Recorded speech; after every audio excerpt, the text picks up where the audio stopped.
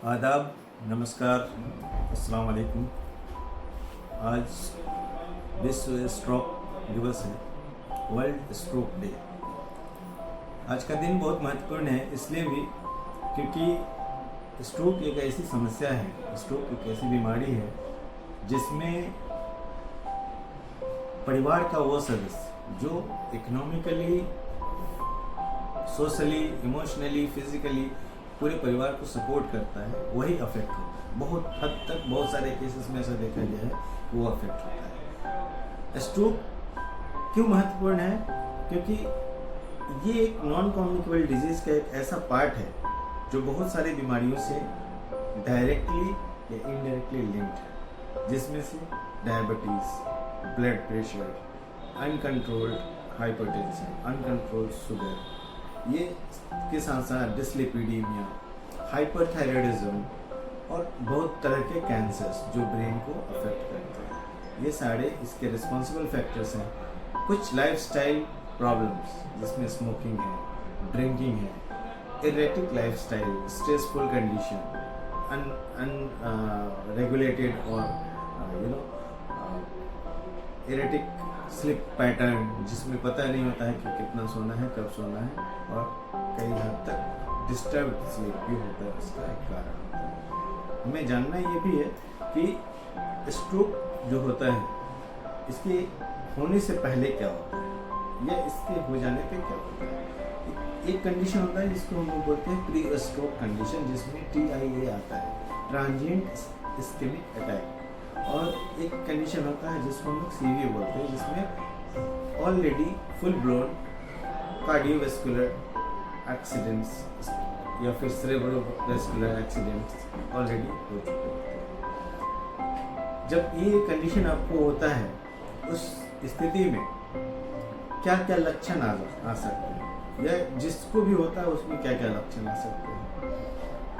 Weakness सबसे पहले आता है, वो अपने पैरों पे खड़े होने में असमर्थ हो जाता है, दोनों पैरों में या फिर एक पैर में, एक हाथ में, एक तरफ की जिसको हम लोग आमतौर पे लकवा बोलते हैं, लकवा हो गया इनको, वो उस तरह के कंडीशंस होते हैं। ड्रोलिंग ऑफ सलाइवा होता है, बेंडिंग ऑफ माउथ होगा, bending of angle of mouth होगा, आई के डेविएशंस हो जाते हैं, स्लरिंग ऑफ स्पीच होता है, और on top of everything there is hidden short of hemorrhagic or ischemic attack which has happened in the brain, उसको ही हम लोग नाम देते हैं स्ट्रोक।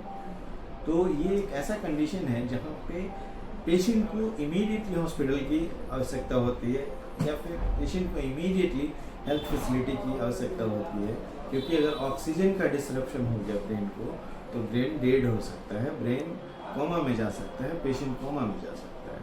तो इसलिए इसके गोल्डन आवर्स हैं जिसको WHO या फिर वर्ल्ड हेल्थ ऑर्गेनाइजेशन के बाद और सारी जितनी भी ऑर्गेनाइजेशन है, जिसमें वर्ल्ड स्ट्रोक ऑर्गेनाइजेशन भी है, वो इसको एडवोकेट करती है कि अगले 5 घंटे जो होते हैं, नेक्स्ट 5 आवर्स जो होते हैं, वो काफ़ी ही क्रिटिकल होते हैं, काफ़ी महत्वपूर्ण होते हैं स्ट्रोक से होने वाले मॉर्बिडिटीज़ को बचाने के लिए, मॉर्टेलिटीज़ को कम करने के लिए। मॉर्बिडिटीज़ जो होती हैं वो लाइफस्टाइल से कॉम्प्रोमाइज़ कराती हैं लाइफस्टाइल को, जिसको हम लोग डेली बोलते हैं डिसेबिलिटी एसोसिएटेड लाइफ ईयर्स। तो उसमें जब होती है तो हमको रिहैब की भी ज़रूरत पड़ती है।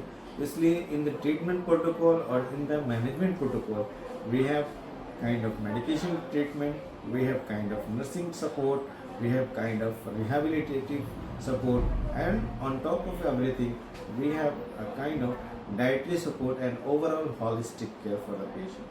तो ये बहुत ही ज़रूरी है, ये बहुत ही महत्वपूर्ण है कि हम स्ट्रोक पे अपने आप को अवेयर रखें, अपने आप को जागरूक रखें और आम तौर पे जितने भी लोग हैं उनको भी जागरूक करें। एक छोटी सी पहल है, एक छोटी सी मेरी एफर्ट है जिसके थ्रू मैं ये चाहता हूँ या बताना चाहता हूँ लोगों को कि स्ट्रोक को जितना भी नज़रअंदाज किया जाए, बट आपको ये जान के सच में आश्चर्य होगा कि 2 साल के बच्चों में भी स्ट्रोक हो रहा है।